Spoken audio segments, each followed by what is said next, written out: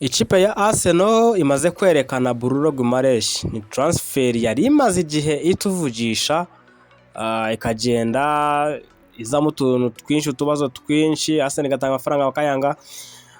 Byari bimaze iminsi n'ubundi byararangiye, ariko icyari gisigaye ni Arsenal kubitangaza. Burya iyo umukinnyi umutangaje biba byamaze kurangira ko ari umukinnyi wawe.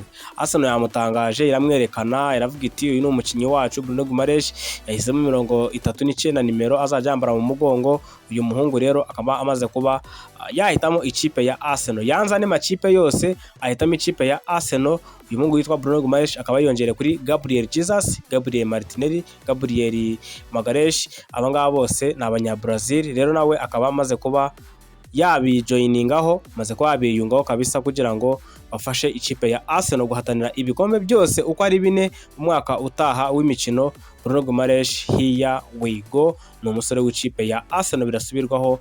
Uyu muhungu kabisa akaba amaze kuba yahitamo ikipe ya Arsenal. Byari byararangiye yego, ariko uyu munsi nibwo ikipe ya Arsenal yabishyize ku mugaragaro yerekana Bruno Guimaraes. Arsenal rero ikaba rero ikiri ku isoko, irimo irashaka abandi bakinyi. Ariko mbere ko tubagera kuri abo bakinyi, uwitwa Declan Rice ngo yoherereje uwitwa Bruno Guimaraes. Bruno Guimaraes niwe abitangaje, yavuze ati Declan Rice yanyohereje ubutumwa bugufi, arambwira ati ubu ngubu nta mirwano ihari, size ngizi turi inshuti.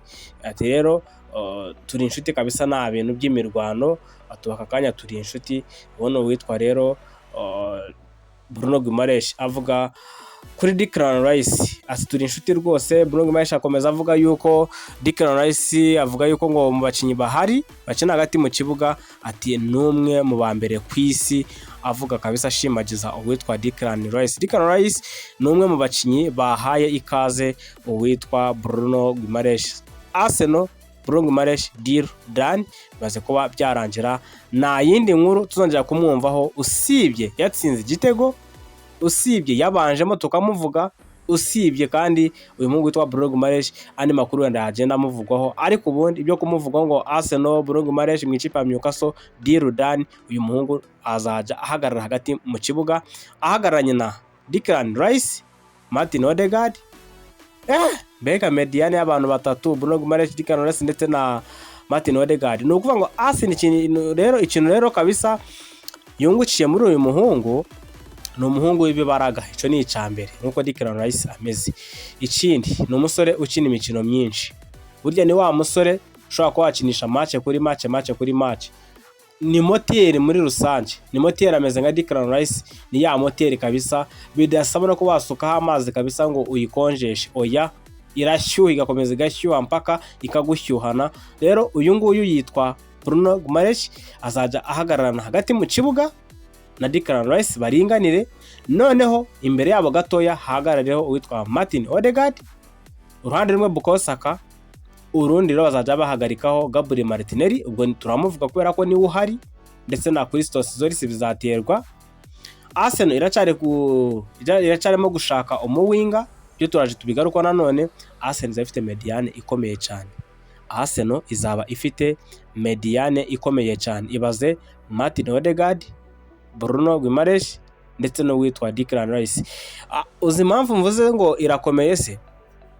Hari ukuntu uba ufite abakinnyi hagati mu kibuga ugasanga hariho wa mukinnyi w'ibibaraga byinshi wo Declan Rice, none ugasanga abandi babiri ugasanga nyine nta bibaraga bagira, yego ni abahanga baze gukina umupira ariko nyine nta mbaraga bafite, ubakoraho bakagwa hasi, gusimbuka nyine ngo arwanire ya mipira yo hejuru, nyine ugasanga hari ikintu kiburamo.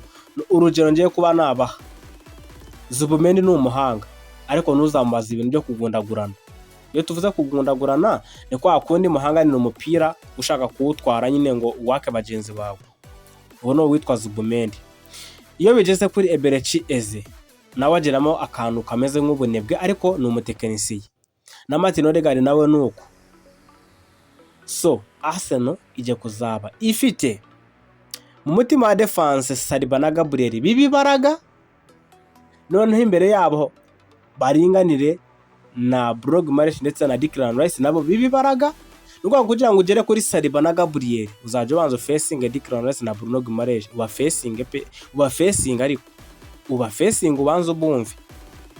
None dufiteho rwa ruhande ruba ruhagazeho Timba w'imbaraga nawe, ariko imbere ye hari Bukayo Saka nawe amufasha kudefanda. Dufata uruhande rw'ibumoso ruriho Pierre Hincapié. Pierre Hincapié nawe azaba ari aho ngaho ku ruhande rw'ibumoso, ariko imbere ye nawe hazaba hariho undi mu winga tutaramenya ngo ninde, kuko saize ngize nakubwira Martinelli cyangwa se nkakubwira Christos Zolis, ariko impamvu nahitamo Martinelli nuko Martinelli turamuzi nyine, niwo mukinnyi umaze igihe mu ikipe ya Arsenal, niwo mu winga tureba.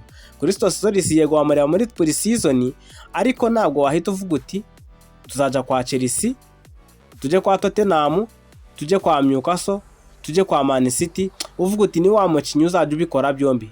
Iyo mvuze kubikora byombi ni gute? Zamuka uje kwataka, ariko nutakaza umupira uragaruka ajya ariko uza gufasha umukinnyi wo kugukina inyuma. Niyo mpamvu uzajya ubona Martinelli asubira inyuma bakarekipera imipira, agacomoka akirukanka, Eberechi Eze akamucobekera umupira muremure akaja gutsinda igitego, counter attack. Rero kuri Arsenal Martinelli iyi sezo agiye kuba mwiza kibare, agiye kuba mwiza bizabarenga, agiye kuba mwiza bizabarenga. Uti kubera iki? Martinelli ntabwo bizajya bisaba none ko asubira inyuma, hagati harihagije, hagati mu kibuga harihagije. Bya bintu byo kujya kuvuga ngo Declan Rice ngo ubuse ngo yasubiye inyuma ngo gufasha Zubimendi, uyu muhungu byose arabyisoreza. Ndavuga Bruno Guimaraes byose arabyisoreza. Ubwo rero ni ukuvuga ngo Declan Rice azajya yumvikana na Bruno Guimaraes, bumvikane bavuga bati okay, twembi turimo turakina hagati mu kibuga, none se urazamuka ryari uragaruka ryari? Njye ndazamuka ryari ndagaruka ryari, kuko bombi baryoherwa gukina bagenda, ariko bigeze ku kudefanda cyangwa se kurekipera imipira, kubuza nyine ikipe murimo guhangana kuza kubatsinda, kubatwara umupira, bombi babikora neza. Ndavuga Declan Rice ndetse na Bruno Guimaraes. Impamvu muzajya mureba Newcastle gifite uwitwa Joelinton, murabona biriya bibaraga Joelinton agira, mureba ibibaraga Bruno Guimaraes agira, ni nako Arsenal kuri Declan Rice na Bruno Guimaraes bizaba bimeze. Photocopy nushake ufate kopi y'imbaraga za Newcastle hagati mu kibuga, nizo Arsenal ibonye. Wenda Newcastle yo habagamo kuba ufite Joelinton hagati mu kibuga, ufite Jacob Ramsey, ufite na Bruno Guimaraes, cyangwa se ukabona Newcastle ifite Sandro Tonali, Bruno Guimaraes ndetse na Joelinton, bose bari hagati mu kibuga. Iyo ni ikipe ya Newcastle. Aho ngaho tujye kwa twapimira noneho Sandro Tonali ni mwiza, kuko yakinanaga n'abamediateri beza. Abamediateri batazamusaba gusubira inyuma kujya kugundagurana, we bakamuzamura imipira agakina free roll, ugasanga Sandro Tonali ahantu hose arahari. Nubwo tujye kumupima muri Spurs ni umukinnyi mwiza, ariko Bruno Guimaraes, Declan Rice neza niba mubona Joelinton nawe ni umunyabrazil, Bruno Guimaraes, ugasanga noneho bafite Jacob Ramsey, cyangwa se Jacob Ramsey wenda yadahari, ugasanga bazanyemo wenda Jacob Murphy bamusubije hagati mu kibuga.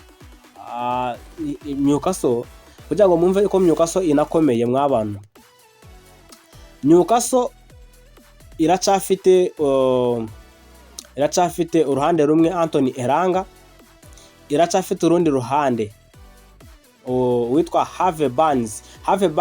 Mwabonye yuko yo Anthony Gordon yavagamo binjizagamo Harvey Barnes ni wa muhungu wa wundi wavuye mu ikipe ya Everton, niwe Harvey Barnes. Ugasanga noneho ubu ngo biracyafite Jacob Murphy, ntabwo iramurekura, iracyafite Nico Vetmed, iracyafite Anthony Elanga, iracyafite Yohani Wissa. Newcastle iracyafite Joelinton, iracyafite Jacob Ramsey. Ikipe ya Newcastle irakomeye, mutumva ngo bayikuyemo abakinnyi babonye miliyoni hafi 300 mu bakinnyi bangahe, ariko Newcastle irakomeye. Mwumva ko igifite nabo bakinnyi bose. Newcastle irakomeye mw'abantu. tekereza gukoramo Sandro Tonali, ugakoramo Bruno Guimaraes, ariko still ugakoramo Anthony Gordon, ariko nabwo ugasanga iracahagaze neza hagati mu kibuga. Jacob Ramsey, Joe Linton, binjijemo n'abandi ba mediateur hagati mu kibuga. Jacob Murphy, uracafite Nick Votmed, uracafite Harvey Barnes, uracafite ba Lewis Hall nabonye ko nta hantu bazamurekura ngo agenda azagumamo. Uracafite uyu muhungu witwa Tino Livramento, uracafite Fabian Schär, uracafite Danny Ban.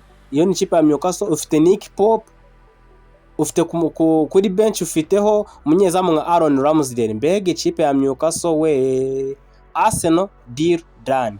Ibikombe byose no kubitwara ndakurahiye, ariko haracarimo inenge muri Arsenal, haracarimo inenge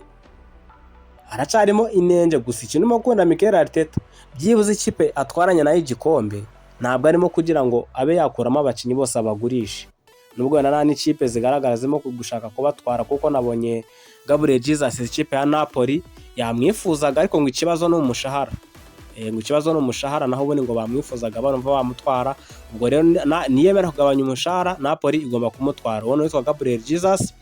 Gabriel Martinelli nawe hari ama ekipe amwifuza. Ikipe ya AS Roma irimo irakomanga ngo itware uwitwa Gabriel Martinelli. Iyo ni ikipe ya Arsenal. Ikindi kandi wamenya Arsenal kuri Kenan Yildiz tujye kuza tuyijyameho ndetse na Christian Romero. Kana subscribe.